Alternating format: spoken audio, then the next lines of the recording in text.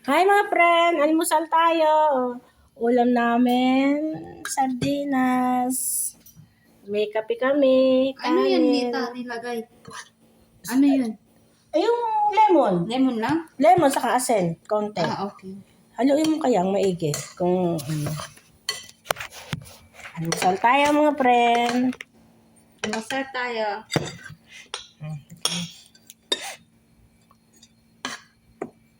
Maasim kaya yan. Try ko. Upo ka. Lemon yan. Diyan ko. Kain. Yan ang almusal namin. Siya nga rin ayaw mo ng Pinas eh. Wait lang po doon. Mahirap daw pera. Wala daw pera sa Pinas. Ano ka lang dito. Harap na. Gusto mo nagdaga ko pa ng sardinas? Tama na yan. Sinangag na kanin.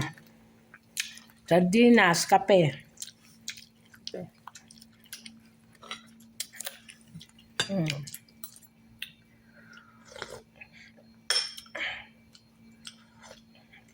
Sarap.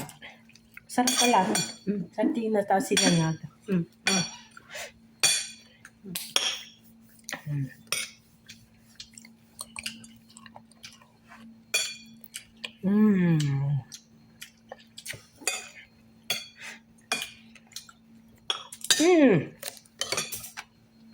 Tama na sa bawal pa. Ang dami niyan.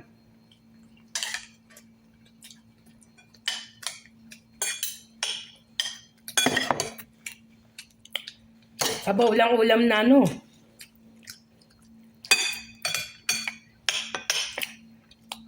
Sardinas 5-5.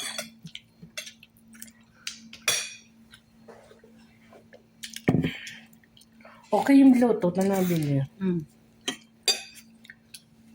Hindi inaasahan makakabili. Sa isang pagkakataon. Yan yung ibig sabihin. Hindi inaasahan. Sa YouTube mo yan? Sa YouTube? YouTube ko. Kawawa naman si Peli.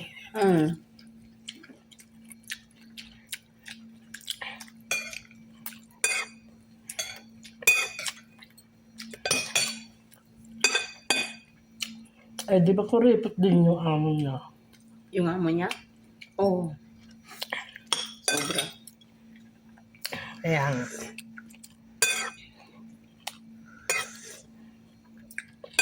Kaya papatubo ako. Hindi siya darating, doon na lang. Doon sa bahay? Di ba mahilig din siya? Ako yung gusto ko nito, sabaw lang. Malunggay. Ay, mahilig din siya dyan. Kasi para sa katawan.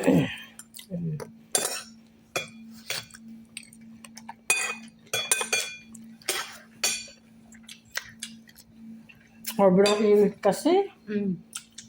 Kaya umaano yung mga tanim. Magtatanim daw siya, no? Anong tatanim niya? Maraming tinatanim yan. Pechay. Noon niya, binigyan ako ng isang katutak na pechay eh. Matagal na ba sa amo niya? Ilang taon na yun, Dita? Hindi ko lang alam. Dati hindi ko alam na Pilipino yun. Kaya ka lang nakaano, siguro Pilipino driver dito. May nakasulat na Pilipino kasi eh. Doon sa luto, sa taniman niya. Tapos nung papunta kami ni Bunso sa Hadika, nagkataon nagdikilig siya. Sabi ko, kuya, sa'yo ba yan? Sabi niya, oo. Pwede ba akong makahingi? Ayun. Tapos sabi niya, kung gusto mong humingi, tumawag ka lang sa akin. Kaplan mo? Oo. May forever kayo Hindi Hindi, tanda ko na ito. Dahil yun, 60 yun, no? 60 na siya, no? 50. Hindi, 50 pala. Akong tanda pa sa'yo. May apo na ako. May asawa yun? Oo naman. Kaya asawa yun. Tama na yung sa bottle ka.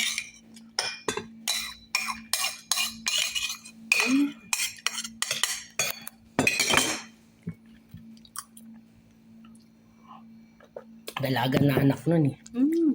Hmm. Eh, paano yung pamilya niya? Ayaw na niya umuwi. May pinag-aaral kasi. Mm. College. Ah. So, okay na dito. Sabi niya kasi sinawala siya. Ano rin naman yung nasa isip niya? Kala ko, uwi siya ng September. Mm. Hindi siguro.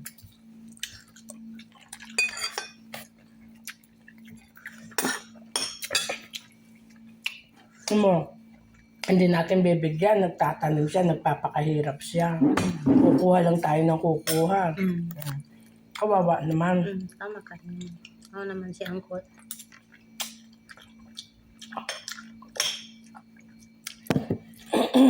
Ang dami natin kinuha, di ba? Mm.